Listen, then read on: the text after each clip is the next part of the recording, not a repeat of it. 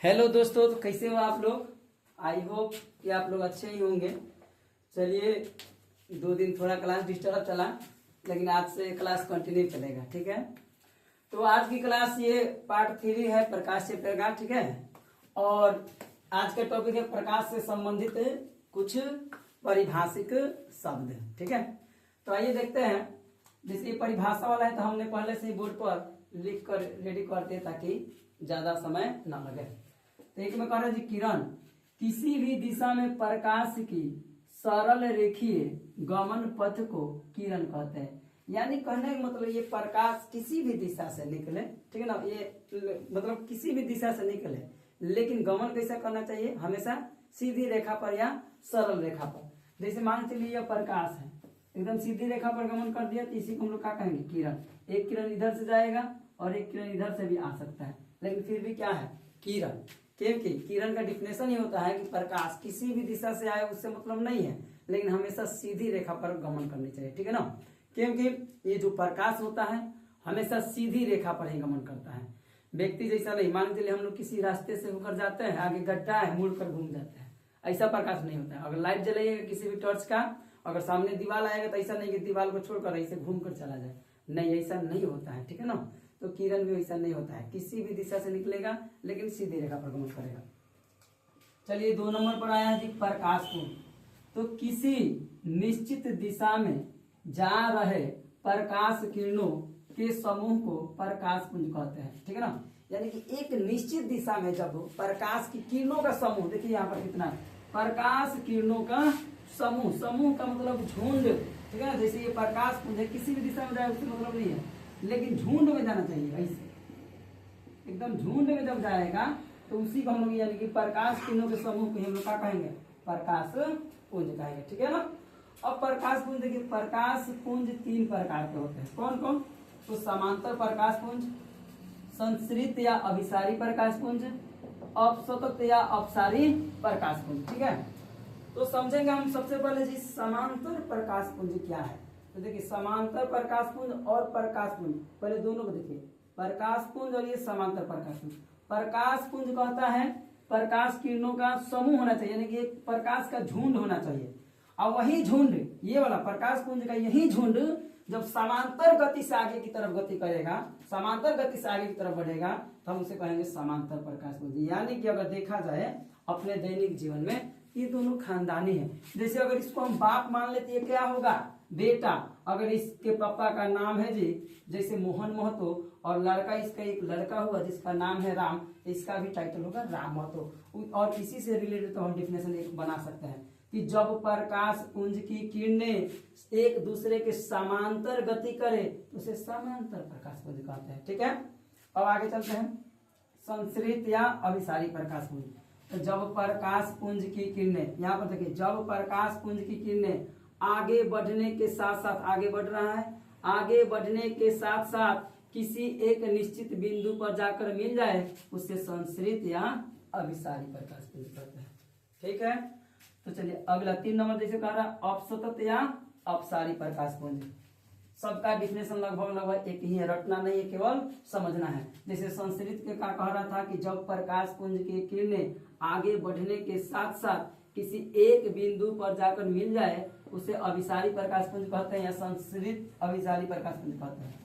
उसी प्रकार जब प्रकाश पुंज की किरणें किसी एक बिंदु से निकलकर भिन्न भिन्न दिशाओं में फैल जाए उसे अपसतत या अपसारी प्रकाश पुंज कहते हैं। ठीक है, तो चलिए नोट कीजिए आप लोग। चलिए नोट कर लिए। अब अगला 3 नंबर, पारदर्शी पदार्थ।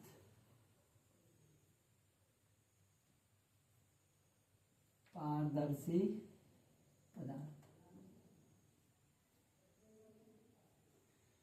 तो चलिए पारदर्शी पदार्थ कर रहे हैं जी, यानी कि पार से मतलब आर पार। ठीक है, पार का मतलब आर पार, यानी कि वैसे वस्तु जिनसे होकर प्रकाश की किरणें आसानी से आर पार कर सके उसे पारदर्शी पदार्थ कहते हैं।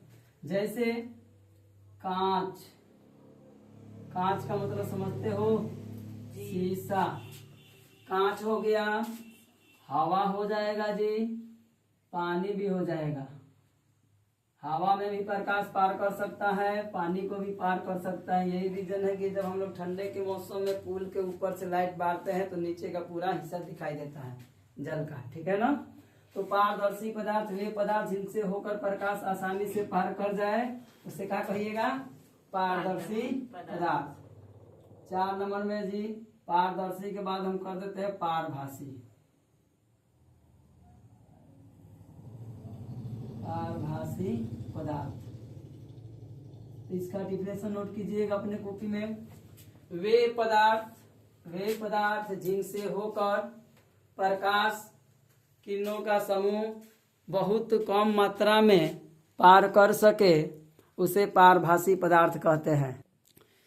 चलिए लिख लिए, वे पदार्थ जिनसे होकर प्रकाश बहुत कम मात्रा में पार कर सके उसे पारभासी पदार्थ कहते हैं। जैसे यही कांच है, यदि केवल कांच बोलेंगे तो आप लोग क्या बतलाइएगा, पारदर्शी है। लेकिन यही कांच को जब हम लोग बालू से रगड़ देंगे यानी कि इसको लिखेंगे घिसा हुआ कांच, घिसा हुआ कांच। तो घिसा हुआ कांच क्या कहलाएगा, इससे तो प्रकाश निकलेगा लेकिन बहुत कम मात्रा में निकलेगा, तो इसे हम लोग कहेंगे पारभासी पदार्थ। चलिए तो एक एग्जाम्पल लिख दीजिए, घिसा हुआ कांच। दूसरा आप लोग लिख सकते हो तेल लगा कागज।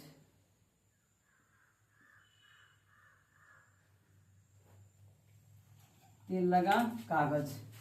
अगला ये दो ही से रिलेटेड है जी, इनसे संबंधित। जैसे 5वां हो जाएगा, ये पारदर्शी हो गया, ये पारभासी हो गया, और हो जाएगा ये वाला अगला अपारदर्शी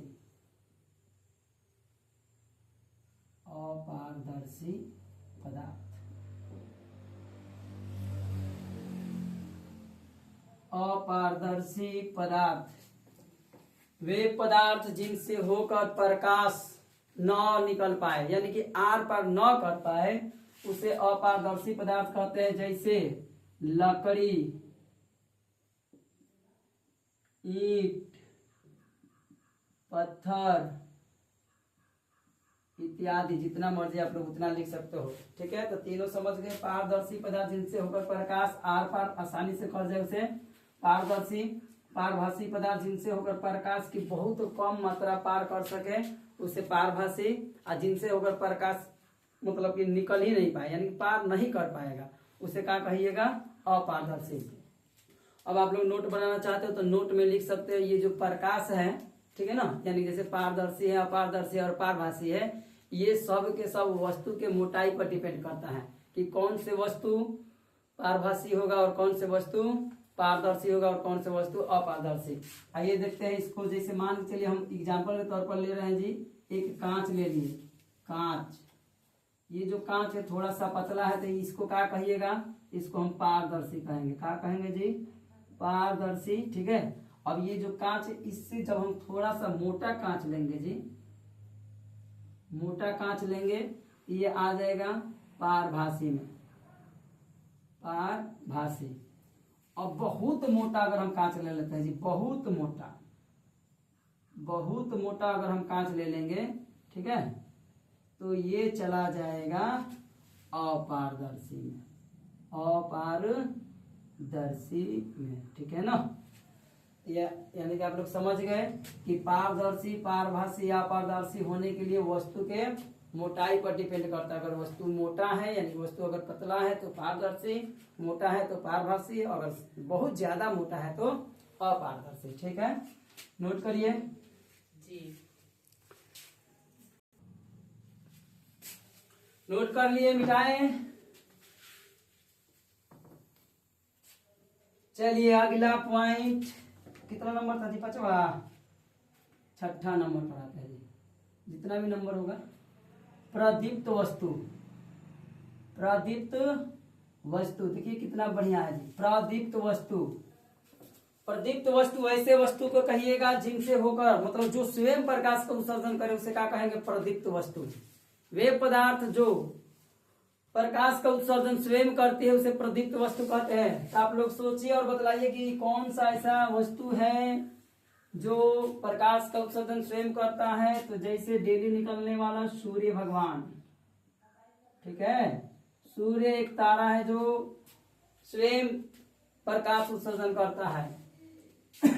जब सूर्य एक तारा है, तारा, तो तारा भी लिख देते हैं। तारा भी देखना रात के समय में टिमटिमाते रहते हैं, उनका भी जो प्रकाश होता है स्वयं का प्रकाश होता है, ठीक है। तो प्रदीप्त वस्तु वैसे वस्तु को कहेंगे जो प्रकाश का उत्सर्जन स्वयं करती है। इन्हीं के नाम पर एक और आ जाता है जो अप्रदीप्त वस्तु। अप्रदीप्त वस्तु, अप्रदीप्त वस्तु में आ जाएगा।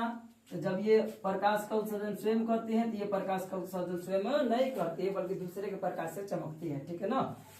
तो अप्रदीप्त वस्तु के लिए डिफिनेशन आप लोग बना सकते हो कि वे वस्तु जो प्रकाश का उत्सर्जन स्वयं न करे उसे अप्रदीप्त वस्तु कहेंगे।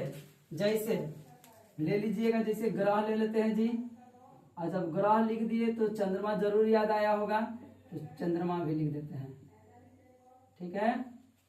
ग्रह, चंद्रमा और सब इत्यादि लिख दीजिएगा, का लिखिएगा, इतना काफी है। तो प्रदीप्त वस्तु हो गया सूर्य, तारा। अप्रदीप्त वस्तु हो गया चंद्रमा, ठीक है। इस तरह से आप लोग प्रकाश से संबंधित परिभाषित शब्द जो कुछ था, जो महत्वपूर्ण था, उसको समझ गए, और आशा है कि आप लोग लिख भी लिए होंगे, ठीक है। तो आगे चलते हैं हम अगला टॉपिक।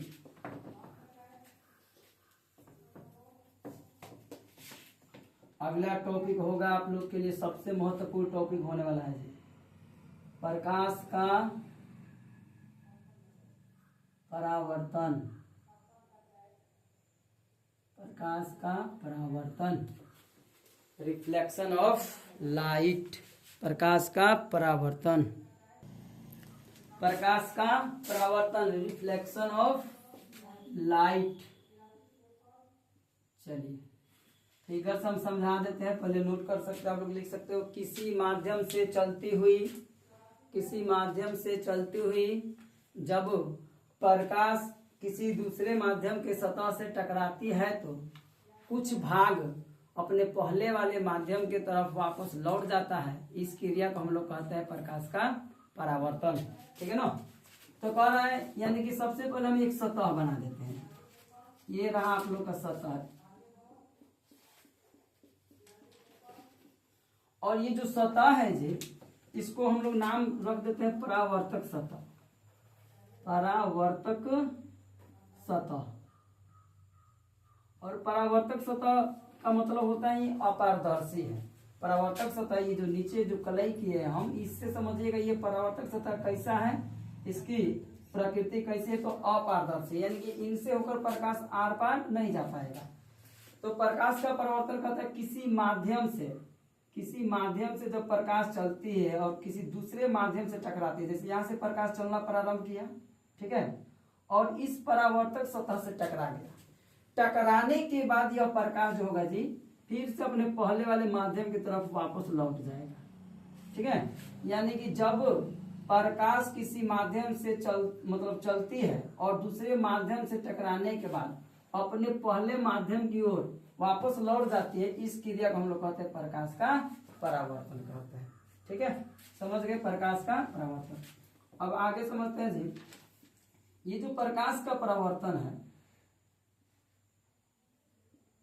प्रकाश का परावर्तन, तो प्रकाश का परावर्तन जो होता है जी, दो नियमों का अधीन काम करता है, ठीक है। यानी कि प्रकाश के परावर्तन के कितने नियम, तो सीधा सी बात है जी, दो नियम। प्रकाश के परावर्तन के दो नियम होता है। एक को बोलते हैं जी नियमित प्रकाश परावर्तन, यानी कि नियमित प्रकाश परावर्तन, या नहीं तो आप लोग कह सकते हो नियमित परावर्तन। एक हो जाएगा जी अनियमित परावर्तन, अनियमित परावर्तन।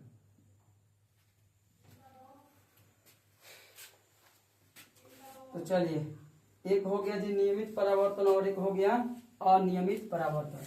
तो समझेंगे कि प्रकाश का परावर्तन के कई गो नियम, दो गो नियम। नियमित परावर्तन, यानी नियमित परावर्तन क्या है, तो सिंपल सी बात है, नियम के अधीन, नियमित परावर्तन के लिए नियमों के अधीन होने वाले परावर्तन को नियमित परावर्तन कहते हैं। नियम के अधीन होने वाले परावर्तन को नियमित परावर्तन कहते हैं। और यह परावर्तन जो होता है ये हमेशा चिकनी, प्लेन और समतल सतह में होगा। जैसे ये रहा जी, ये जो सतह है कैसा है, इसको हम लोग कहेंगे यह चिकनी है। चिकनी कह सकते हो आप लोग, या स्मूथ कह सकते हो, या प्लेन कह सकते हो, या समतल कह सकते हो। यानी कि नियमित परावर्तन, ठीक है ना, हमेशा होगा कई किस प्रकार के, मतलब कि सतह पर, तो वो सतह चिकनी होना चाहिए और प्लेन होना चाहिए या इंग्लिश में कहिएगा स्मूथ, ठीक है ना। अब ध्यान दीजिए, जैसे यह नियमित परावर्तन कि प्रकाश इससे जाएगा, ये एकदम चिकनी है, इससे टकराएगा और ऊपर चला जाएगा। प्रकाश मान के चलिए इधर से कोई प्रकाश आ रहा है, इससे टकराएगा और फिर से ये ऊपर चला जाएगा। इसे हम लोग कहते हैं नियमित परावर्तन। यानी कि नियम के अधीन होने वाले परावर्तन को नियमित परावर्तन कहते हैं। और यह नियमित परावर्तन जो होता है जी हमेशा चिकनी यानी कि स्मूथ, प्लेन यानी कि समतल वाले सतह में होता है, ठीक है। अब आगे आते हैं जी अनियमित परावर्तन। सेम इसका विपरीत, नियमों के अधीन वैसे परावर्तन जो नियमों के अधीन न होता है उसे अनियमित परावर्तन कहते हैं। यानी कि नियमों के अधीन जो परावर्तन नहीं होगा और नियम के खिलाफ होगा उसे अनियमित परावर्तन कहेंगे, ठीक है ना। और ये हमेशा रुखड़ा वाले सतह में होगा, रुखड़ा जैसे, या उबड़ खाबड़ हम लोग बोल सकते हैं भोजपुरी भाषा में, ऊपर नीचे, जैसे ये हो गया जी। इसको हम लोग रफ भी बोल सकते हैं, ROUGH, रफ, रुखड़ा हुआ। अगर बायोलॉजी भाषा में देखिएगा तो इसको खुरदरी भी बोला जाता है, ठीक है। तो अनियमित परावर्तन, जैसे मान के चलिए कोई प्रकाश है, जैसे हम लाइट बार है जी, कोई टॉर्च का, यहाँ से लाइट जलाए, अब यहाँ पर देखो ये उठा हुआ उभरा हुआ है, यानी कि ऊपर की तरफ है, इसका प्रकाश कहाँ जाएगा, इधर से फोकस आएगा और इधर चला जाएगा, इधर से आया और इधर चला गया, ठीक है। इधर से कोई लाइट आया, इधर जलाएंगे और इधर चला जाएगा। इसको हम लोग बोलते हैं अनियमित परावर्तन। जैसे एक और बनाते हैं, जैसे मान के चलिए कोई सीधा लाइट जला दिया, तो जो सीधा आया तो सीधा है, थोड़ा सा तिरछा भी पड़ेगा तो ऐसे चला जाएगा, सीधा नहीं जाएगा, इधर से आ रहा था और इधर चला गया। अब वहीं देखो यहाँ पर चिकनी है, जैसे ये चिकनी हो गया, सीधा अगर लाइट बारेंगे तो सीधा ही आएगा और सीधा ही जाएगा। ये नियम के मतलब के अधीन हो रहा है और ये नियम के विरुद्ध हो रहा है। यानी कि नियमित परावर्तन, नियमों के अधीन होने वाले परावर्तन को नियमित परावर्तन कहेंगे, और अनियमित परावर्तन, नियम के अधीन न होने वाले परावर्तन को अनियमित परावर्तन कहेंगे। चलिए नोट करिए। चलिए नोट हो गया। आप देखते हैं जी नियमित परावर्तन, ठीक है। आज कौन सा दिन है? शुक्रवार। शनिवार होता तो गाना सुनाते हैं। अरे चलिए, नियमित परावर्तन। नियमित परावर्तन के दो नियम होता है। नियमित परावर्तन का कई नियम होता है जी? दो नियम होता है। लेकिन दो नियम पढ़ने से पहले थोड़ा सा एक छोटा सा फिगर उसको समझते हैं। जैसे ये रहा जी, एक हम ये सतह बनाते हैं और इसको नीचे से कलई कर देते हैं। जब नीचे से ये कलई किया है तो इसको हम लोग सबसे पहले क्या बोलेंगे? परावर्तक सतह। परावर्तक सतह। और ये नीचे से जब कलई हो गया तो इसको समझेंगे ये कैसा है, ये परावर्तक सतह की प्रकृति कैसी है। तो सीधा सा जवाब अपारदर्शी है। अपारदर्शी है, यानी कि इनसे होकर प्रकाश नहीं बाहर निकलेगा, ठीक है। अब ध्यान दो, जब कोई प्रकाश यानी किसी माध्यम से निकलकर इस परावर्तक सतह से टकरा गई, मतलब टकराएगी, यानी टकरा रही है, टकराएगी का टकरा रही है, इसे हम लोग किरण का नाम देते हैं, जिसको बोलेंगे आपतित किरण। आपतित किरण